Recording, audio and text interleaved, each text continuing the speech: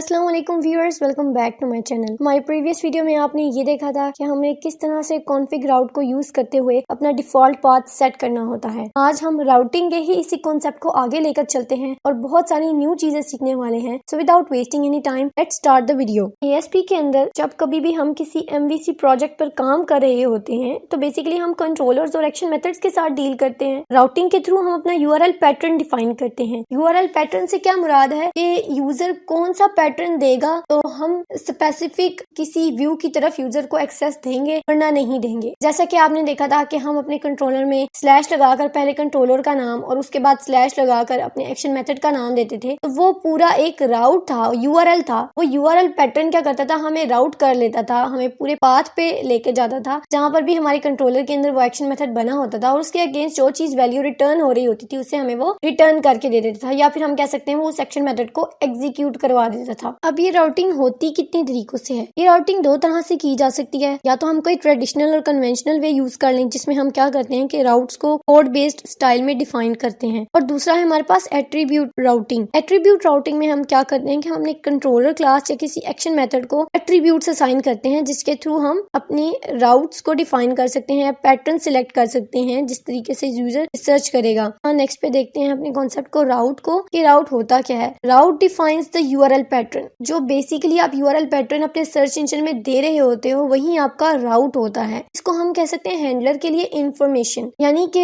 हम जो अभी तक अपने रिसर्च इंजन में अपने कंट्रोलर और एक्शन मेथड का नाम देते थे वो एक URL पैटर्न था जो बेसिकली क्या था, एक राउट ही था, पाथ ही था ना जहाँ पे हमें जाना होता था। यहाँ आप अपने सामने एक इमेज देख सकते हैं। इस इमेज में ये बताया गया है कि एक्चुअल में क्या होता है। हमने अपने प्रोजेक्ट में जितने भी कंट्रोलर बनाए होते हैं या जितने भी हमने उसके अंदर एक्शन मेथड्स बनाए होते हैं उन सबको एक्सेस करने का एक URL पैटर्न होता है जिसे हम राउट कहते हैं। अब वो URL पैटर्न बेसिकली, या हम कह सकते हैं वो जो राउट्स हैं वो सब कुछ हमारे पास एक राउट टेबल में स्टोर होता है। ये राउट टेबल बैकएंड पे बनता है। ये किस तरह से बनता है ये भी डेवलपर के ऊपर डिपेंड कर रहा होता है कि वो अपने प्रोजेक्ट में डेवलपमेंट किस तरह से कर रहा है। हम अभी प्रैक्टिकल एग्जांपल्स के थ्रू देखेंगे कि ये टेबल में राउट्स किस तरह से जाते हैं। टेबल तो डेवलपर नहीं बनाता, ये बैकएंड पे बन जाता है, लेकिन इस टेबल के अंदर कौन कौन से राउट्स होंगे, उन पर क्या क्या कंस्ट्रेंट्स होंगी, क्या चीजें होनी चाहिए तभी ये एक्सेस होंगे वरना नहीं होंगे, इसे हम कह सकते हैं ऑथेंटिकेशन या वैलिडेशन जो हमने अप्लाई करते हैं। ये सब कुछ डेवलपर खुद करता है और वो किस तरह से करता है ये हम आपको वन बाय वन इस वीडियो में एक्सप्लेन भी करेंगे। आप सबसे पहले यहाँ देखें, यूजर सबसे पहले क्या करता है, सर्च इंजन में कोई URL पैटर्न देता है, रिक्वेस्ट करता है उसके लिए। वो URL पैटर्न यहाँ जाकर राउट टेबल में सर्च होता है कि अगर यहाँ कहीं पे भी वो URL पैटर्न डिफाइंड है उससे मैच हो जाता है तो हमारी जो है रिक्वेस्ट एक्सेप्ट हो जाती है और उसके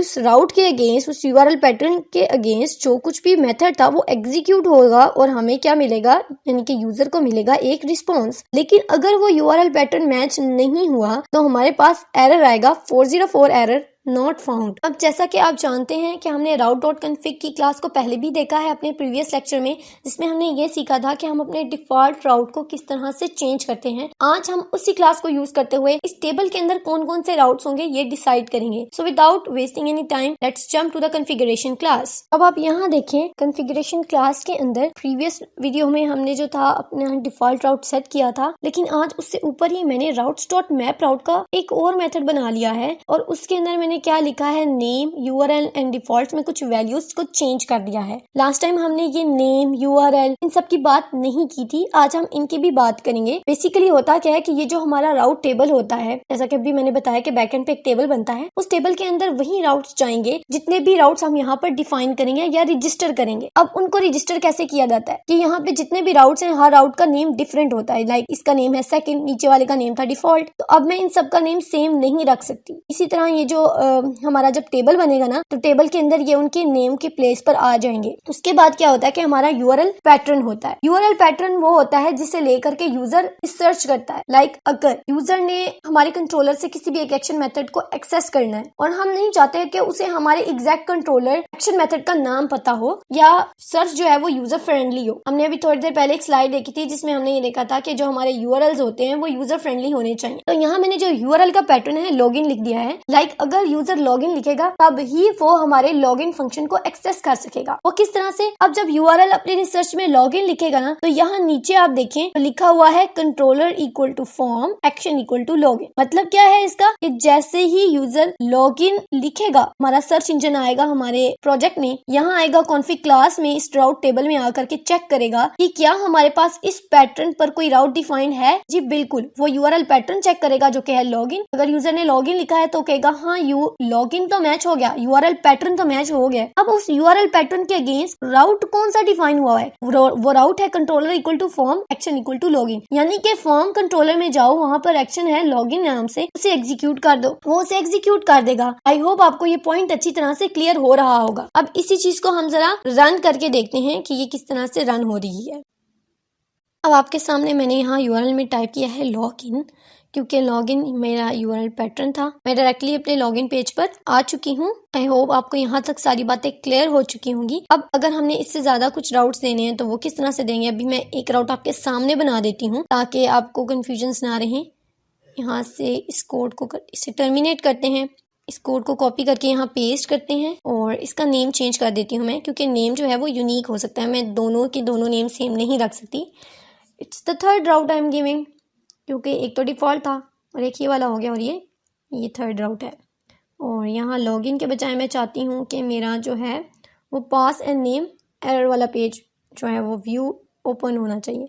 तो मैं लास्ट टाइम मैंने एक लॉगिन यूआरएल पैटर्न में मैंने जस्ट एक ही वर्ड लिखा था लॉगिन अपनी मर्जी से। अब मैं यूआरएल पैटर्न कुछ इस तरह से देना चाहती हूँ। मैं चाहती हूँ कि यूजर जो है वो, आप यूआरएल पैटर्न किस तरह से भी डिफाइन कर सकते हैं। आप चाहें तो कंट्रोलर को इग्नोर कर सकते हैं। यहाँ मैं कंट्रोलर को इग्नोर करके जस्ट पास एंड नेम यानी कि जो अपने एक्शन मेथड का नेम दे रही हूँ। अब इसे सिंपली रन करते हैं।